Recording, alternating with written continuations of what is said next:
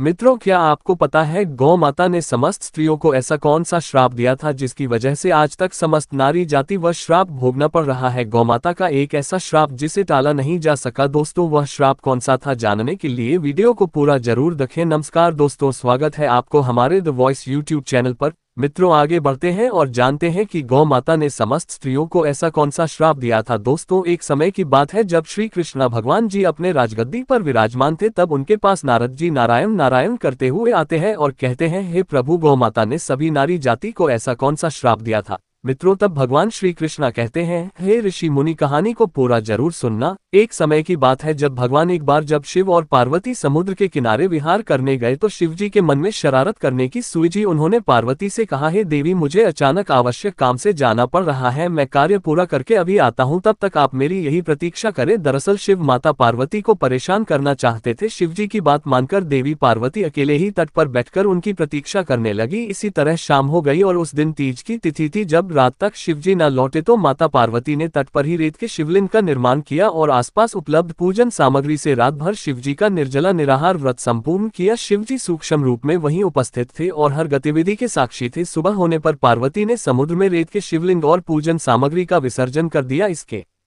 थोड़ी ही देर बाद शिवजी प्रकट हो गए और बोलने लगे कि देवी पार्वती, आपने कल तीज की तिथि पर मेरी पूजा नहीं की। पार्वती जी ने कहा कि मैंने पूजा की है और अभी सामग्री विसर्जित की है। शिवजी अभी भी पार्वती के साथ और ठिठोली करना चाहते थे। उन्होंने कहा कि पार्वती, मुझे तो पूजा का कोई चिन्ह दिखाई नहीं दे रहा है, अगर आपने पूजा की है तो प्रमाण दीजिए। मां पार्वती भी समझ चुकी थी कि भगवान शिव उन्हें जानबूझकर सता रहे हैं, क्योंकि जो जगत की हर घटना का साक्षी है उसे प्रमाण की क्या आवश्यकता है। देवी पार्वती भी इस हंसी मजाक का भरपूर आनंद ले रही थी। शिवजी की बात सुनकर माता पार्वती ने आसपास देखा, उन्हें एक गाय खड़ी दिखाई दी। उन्होंने शिवजी से कहा कि यह गाय मेरी साक्षी है, जब मैं पूजा कर रही थी यह गाय यहाँ उपस्थित थी। शिवजी ने गाय से पूछा कि क्या पार्वती ने पूजा की है। गाय ने ना में सिर हिला दिया। शिवजी ने कहा, पार्वती, आप असत्य कह रही हैं, गाय ने आपकी गवाही नहीं दी। शिवजी के सामने स्वयं का आकार झूठा साबित होना पार्वती सहन नहीं कर पाए और क्रोध में आकर उन्होंने उसी वक्त गाय को श्राप दे दिया। माता पार्वती ने श्राप देते हुए कहा कि तू दिव्य जन्मा है, तू जगत कल्याण के लिए प्रकट हुई है, इसीलिए जनहित के लिए तेरे गुण यथावत रहेंगे, किंतु जिस मुंह से तूने झूठी गवाही दी है उसे दंड भुगतना होगा। झूठ बोलने के कारण अब से झूठन ही तेरा आहार होगी, इसलिए किसी की आत्मा को कष्ट नहीं देना चाहिए और यही सनातन धर्म का सबसे बड़ा धर्म है। गोस्वामी तुलसीदास ने लिखा है, परहित सरल धर्म नहीं दोस्तों, दूसरे के दुख में दुखी होना दूसरे के काम आने का सबसे बड़ा धर्म माना गया है। किबों पर इसका विपरीत प्रभाव पड़ा है कि जन्म के तुरंत बाद स्त्री का बच्चा चलना मान्य नहीं बन पाता। एक स्त्री की गलती से आज समस्त मानव जाति की महिलाओं को आज भी श्राप का खामियाजा भोगना पड़ रहा है। मित्रों, आपको ये जानकारी कैसी लगी हमें कमेंट बॉक्स में अवश्य बताएगा और कमेंट में जय श्री कृष्णा अवश्य लिखें। तो द वॉइस चैनल को सब्सक्राइब अवश्य करें। मित्रों, इस वीडियो को ज्यादा से ज्यादा अपने दोस्तों के पास शेयर करें।